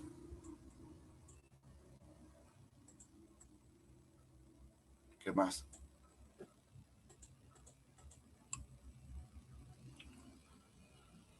Ahora, el anticiclón del Pacífico Sur también tiene otro nombre. En Samaco lo llama el anticiclón subtropical. No te olvides, también Samaco lo llama anticiclón subtropical, es también el otro nombre que le dice a este fenómeno. Dice, el Perú, por su posición latitudinal, le corresponde un clima tropical íntegramente en todo su territorio, pero la presencia de algunos factores geográficos hace que se modifique esta condición. Por lo tanto, indique la alternativa correcta donde se mencione uno de los factores geográficos modificadores y su respectivo efecto. Tenemos aquí, dice uno que la clave C, dice aquí, vamos a ver. Sí, dice la corriente de los Andes dificulta el paso de vientos húmedos del oriente hacia el occidente. Por supuesto, ¿no? Así es. Muy bien, muy bien, muy bien. Porque el profe Glass no puede ser, no dice, la corriente peruana genera dos climas, no un clima. Un clima genera la corriente peruana. Es subtropical o semicálido muy seco, que es el mismo clima con distintos nombres nomás. Es un solo clima. Dice, el anticiclón subtropical genera el aumento de temperatura, no, baja la temperatura atmosférica. Y en la costa, no en la región altoandina, no tiene influencia sobre los Andes. Y en el anticiclón del Pacífico Sur se origina en la región andina, no tiene influencia en los Andes, sino en la costa peruana. Así que la clave aquí, la C de Cachimbo. Dice, Helga y Hans acaban de llegar de Alemania y viene a realizar turismo mochilero con destino a conocer Cusco o Machu Picchu. Estando ya varios días en nuestro país, notaron que entre Lima y Cusco, al mediodía, el sol está en su esplendor, muy bien, y alcanza sus más elevados indicadores, de temperaturas. Sin embargo, por la madrugada era evidente la brusca diferencia de frío entre ambas ciudades, en especial en Cusco, donde es más intenso, se refiere al frío. Ante esta observación preguntó a muchas personas, preguntando a qué se debía tal diferencias, pero no encontró una respuesta afortunada. Pero un guía de la ciudad de Cusco explicó correctamente lo siguiente. Entonces este guía se explicó correctamente cuál debe ser la respuesta idónea para resolver esta duda y pregunta de estos mochileros gringos. Dice que el Perú tiene más clima. Bueno, eso no influye, no te responde del por qué tiene en la noche frío y en el día calor, etcétera, ¿no? Estos bruscos cambios de temperatura, ¿no? Pero sí, obvio, la diferencia de térmica entre ciertas horas del día por la diferencia de altitud que hay entre Lima y Cusco, que a mayores metros sobre el nivel del mar, mayor la amplitud térmica. Quiere decir, mayor amplitud térmica, mayor diferencia de temperatura. Así pues, la clave de la número 6 es bebita. Muy bien. Correcto. Aquí van las respuestas interesantes que son válidas, pero no responden a la interrogante que hacían los mochileros. Muy bien. Esta gráfica, este dibujo, es del mapa de Lima. Y estas flechas, que es el mapa de la izquierda, representan la dirección de los vientos. Miren los vientos hacia dónde van. Voy a ponerte la orientación de la brújula, ¿ya? ¿Bien? Con otro color para que no se confunda acá. Este es el norte. Este, oeste y sur. Ya indicaron las coordenadas o los puntos cardinales. Muy bien. Ya me puedes decir a dónde apuntan más los vientos aquí. No sé, dice. Mira, ¿dónde va la flecha? Hasta acá. ¿Qué lugar de Lima es? Norte. Claro, norte. ¿Qué distrito de norte? Independencia, Los Olivos, ¿qué más? San Martín de Porres, Puente Piedra, Caraballo, así es, ¿no? Ok. Pero ¿a dónde más también van los vientos? Mira los vientos, mira las flechas, ¿a dónde van? Al este, claro, se van acá al este. ¿Y qué distrito está en el este? El distrito más grande, más poblado de Perú, ¿cuál es? San Juan de Luriwachington, ahí está, así es. ¿Quién más está ahí? El Agustino, muy bien. ¿Quién más está ahí? Santa Anita, ¿quién más está ahí? Ate, correcto, muy bien. Entonces, significa que los vientos van de la costa hacia esos rincones, se va esparciendo los vientos, ¿ya? Es importante información esto. Y en el siguiente mapa, lo que vemos, la Victoria está en el centro, acá está la Victoria, esta es la Vicky. O sea,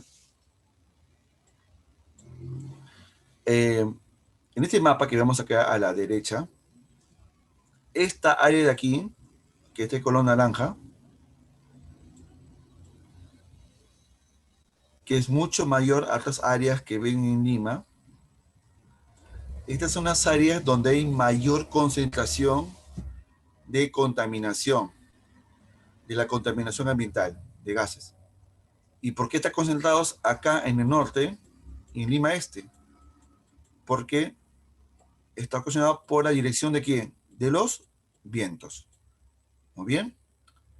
Y estos son estudios que ha hecho pues el CENAMI y también la DIGESA. ¿Ya? Entonces, bajo esa explicación de estos pequeños mapas, vamos a ver la siguiente pregunta. Lean con cuidado.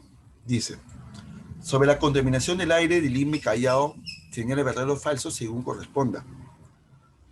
El vapor de agua es un gas tóxico que provoca debilitamiento de la capa de ozono. ¿El vapor de agua genera debilitamiento de la capa de ozono? No, no. No, pues falso. Pero sí es cierto que la capa de ozono es débil en Lima, por eso que hay una fuerte radiación solar. Eso sí es seguro. Lima soporta altos valores de radiación ultravioleta, por eso que uno se quema rápido. Eso sí es cierto. Pero no tiene relación con el vapor de agua. ¿Muy bien? Listo. Dos, los gases de la polución en Lima, o sea, la contaminación, sobre todo de la polución por el parque automotor, se concentra mayormente en norte y en la parte norte y este. ¿Ese es verdadero? Sí, pues, por los vientos, ¿no? Están en los mapas. Oye. Dice, las lomas en invierno contribuyen con el aumento del CO2. Falso, pues, falsazo. La loma es vegetación y esta vegetación es un sumidero natural de carbono. Es un sumidero que absorbe carbono y limpia la atmósfera de la contaminación. Puede ser, pues, dice acá. Miraflores, La Punta, San Miguel, Magdalena, son los distritos con menor concentración de contaminación del aire. ¿Verdadero o falso? Verdadero. ¿Por qué verdadero? Porque como son zonas que están en el litoral, Es el palmar. reciben con mayor fuerza los vientos. Entonces toda la contaminación que hay ahí, que se forma, se van hacia el Lima Norte y hacia el Lima Este. Y el viento limpia todo ese aire de la Costa Verde, haciéndolo menos tóxico. Así es. Si la clave, ¿cuál sería aquí? Clave Chipí. Muy bien. ¿Quedó clara la explicación, chicas y chicos? ¿Quedó claro? ¿Sí o no? Sí, muy bien. Hablamos un poco de los climas. Mira, este clima es semitropical. Mira aquí en la imagen. ¿Dónde es semitropical? ¿En qué parte de Perú es semitropical? ¿A qué parte de Perú representa este mapa? A ver. Tumbes y qué más. Piura. Y Tumbes y Piura. Muy bien. Es decir, ¿cómo se llama esa parte del Perú?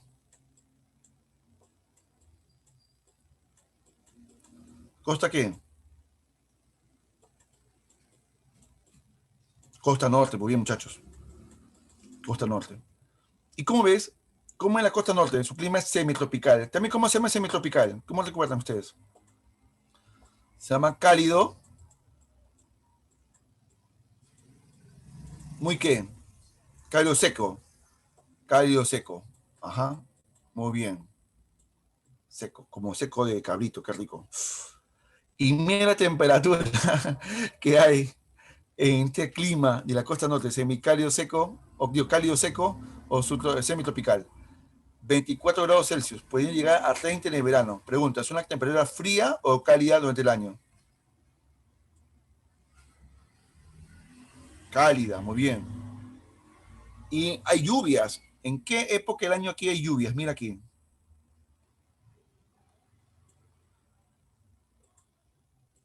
En el verano, por supuesto. Llueve. Ha habido muchas lluvias en las últimas semanas en Piura. ¿Y esta lluvia a quién favorece? ¿A los bosques de qué? ¿De qué tipo de árboles son acá estos? Al Los algarrobo, pues. álamos. El algarrobo, así es, muy bien. ¿Y a qué se debe? A que tenga ese clima cálido, lluvioso en verano, seco, a la vez también desértico, y esté en la costa norte. ¿A qué se debe? A dos factores muy importantes. ¿Cuáles son esos dos factores? Aquí es aquí.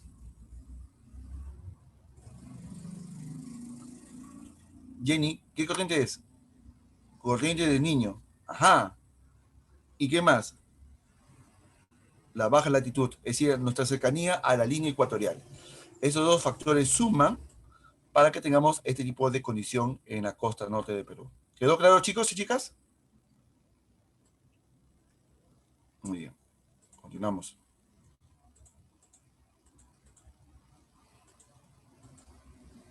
Por otro lado, el clima subtropical árido, que también se le llama semicálido,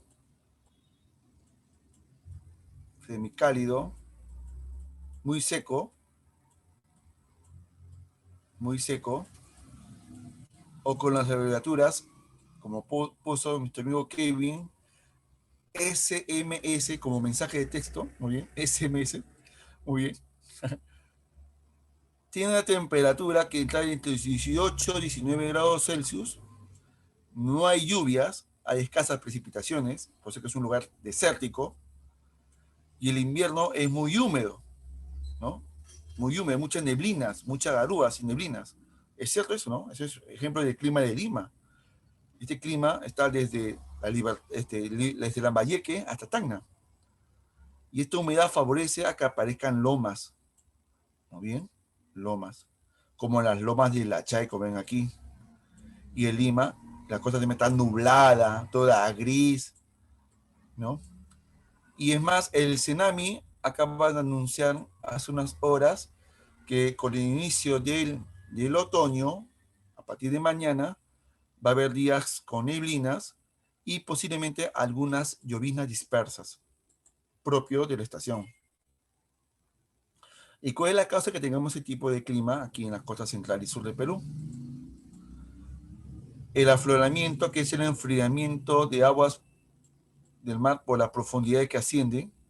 Estas aguas frías generan estas nubes estratos que evita que los rayos solares lleguen con fuerza a la costa, que reboten, y por eso que aquí la temperatura es de 19 grados Celsius y no se eleva más. Quizás 21 por ahí, ¿no? Pero no más.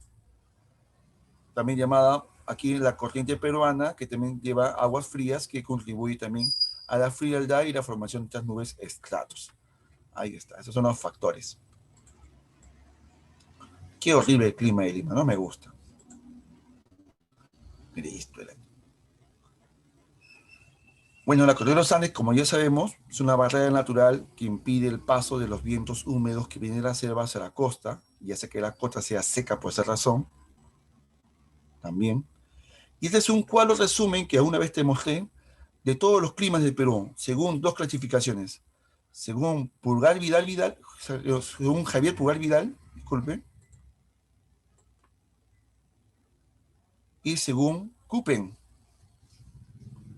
Y como ves, los climas son equivalentes, son lo mismo, pero con distintas denominaciones, pero con las mismas características. Y este es un cuadro que no encuentras en internet ni en ningún material de academia. Es un cuadro que algunos profes de geografía, que en clase lo hacemos en pizarra, o en este caso, en su oportunidad, yo lo he hecho para ustedes en PowerPoint.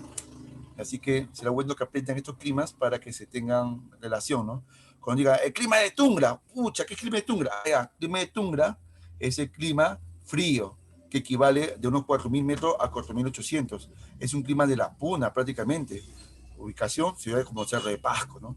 El clima semicálido muy húmedo. Semicálido muy húmedo. A ver, semicálido muy húmedo es tropical lluvioso, que corresponde aquí a la selva, entre 2.000 a 400 metros. Lugares como Satipo, Moyobamba, La Merced, Quillabamba, Bagua, Tarapoto, tiene este tipo de climas, ¿no? Así también puede ir jugando con el cuadro climático.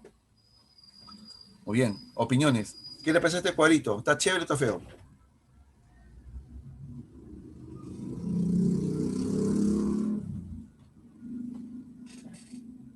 Ajá.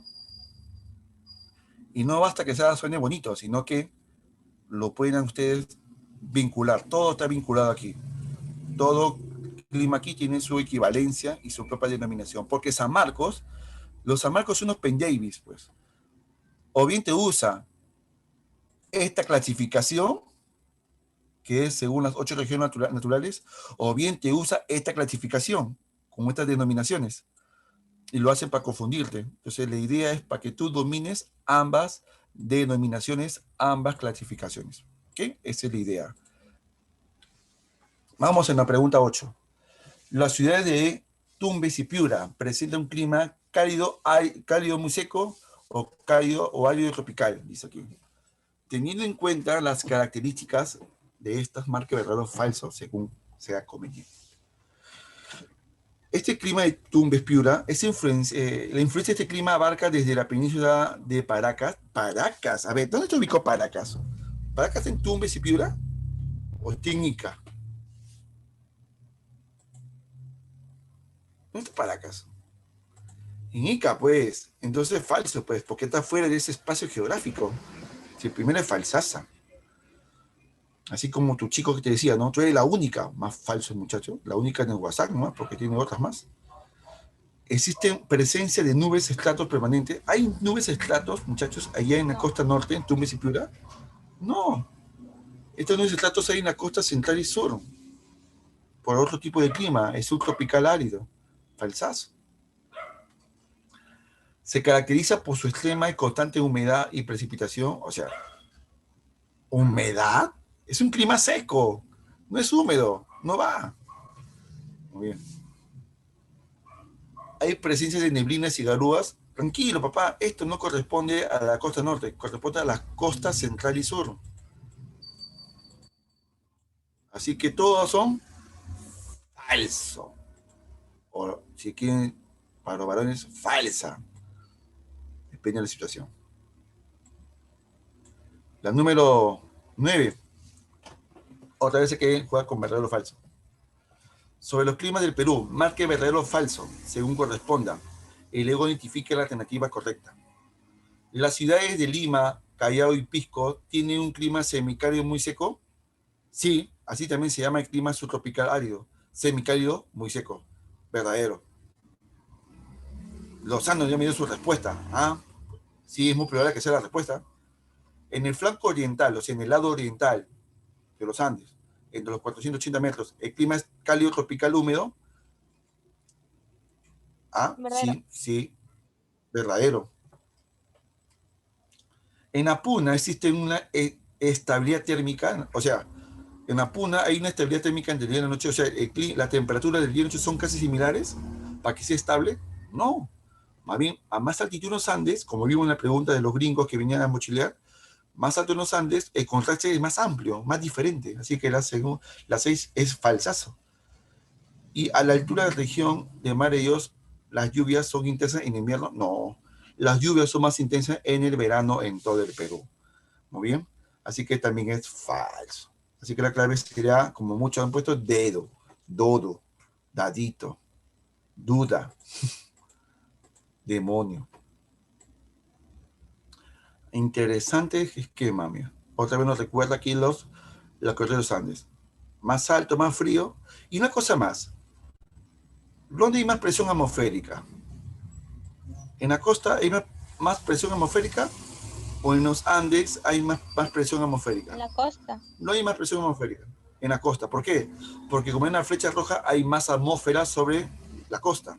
Y en cambio en la zona andina hay menos atmósfera, menos presión atmosférica. Así que a mayor altitud, menos presión atmosférica. Y a menor altitud, mayor presión atmosférica.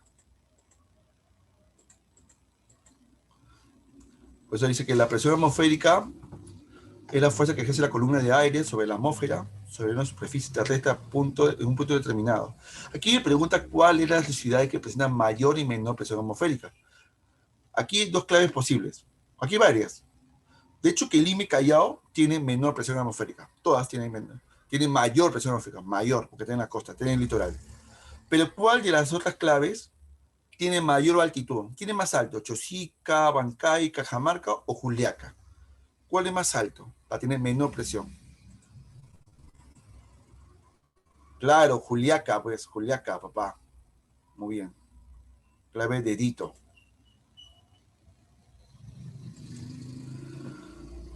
Aquí hay unos conceptos importantes que conocer, ¿no? Alud. Alud, desprendimiento de roca y de hielo. Muy bien.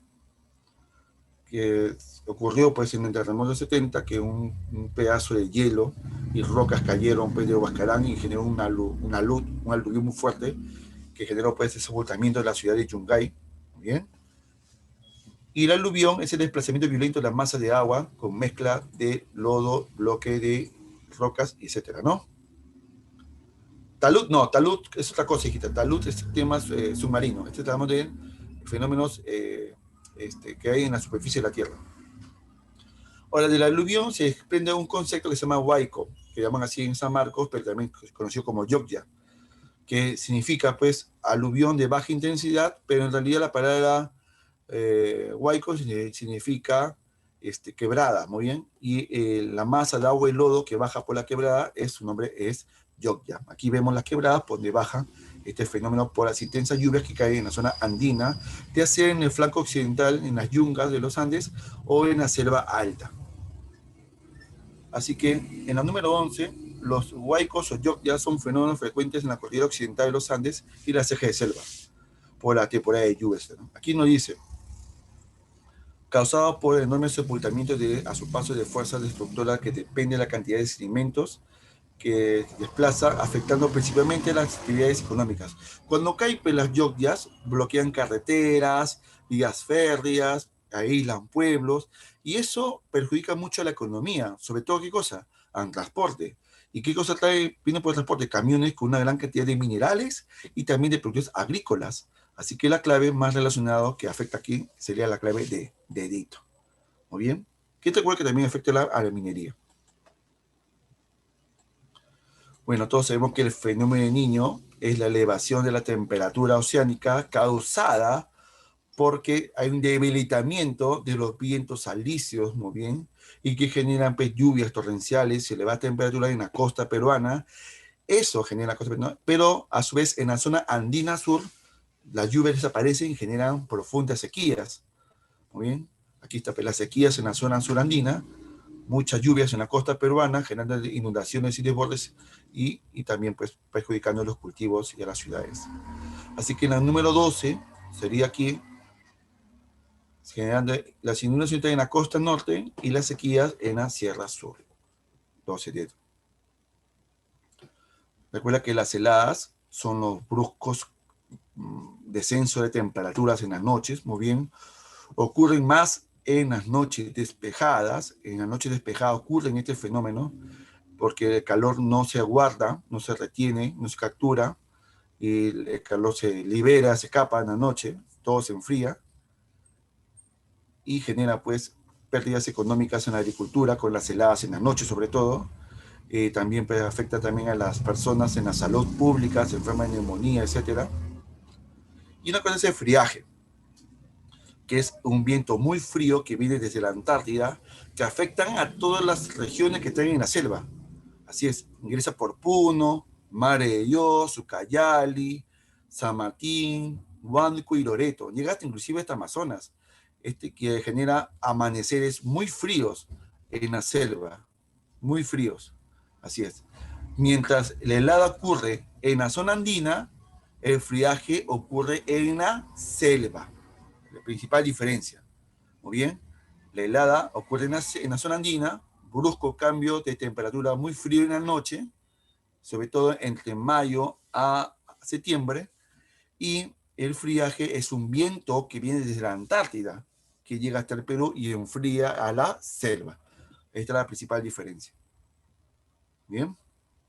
¿Quedó claro, Jiménez, eso? Genial, chévere. Y aquí en este mapa quiero que identifiquen por qué regiones pasa ese friaje, este viento que viene desde la Antártida.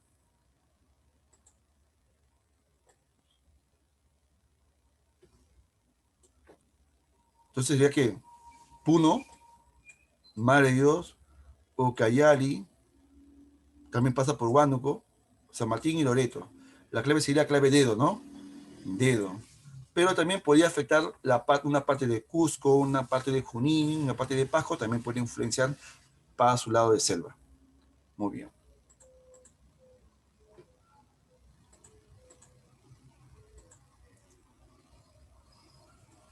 Vamos. Respecto a ver, vamos a ver aquí. Recuerda que un fenómeno natural ocurre por la misma dinámica que tiene el planeta Tierra. No existe una relación directa del hombre, por eso se llama natural, y ocurre en cualquier momento, son inevitables. La diferencia con un desastre es que esto sí puede ser causado por la naturaleza como también puede ser por el hombre, y que altera las actividades cotidianas de la humanidad. Y que además un desastre sí se puede predecir. ¿Por qué? Porque si las personas viven en una zona peligrosa, se puede predecir que ahí va a ser afectado por un fenómeno natural. ¿Muy bien? O sea, sí se puede predecir, se puede prevenir, pero a veces la gente no entiende. Por lo tanto, respecto a los desastres, señala características que los diferencia con otros fenómenos naturales. ¿Y aquí cuál es la diferencia? Pues aquí un desastre lo diferencia de un fenómeno en todas. ¿Por qué?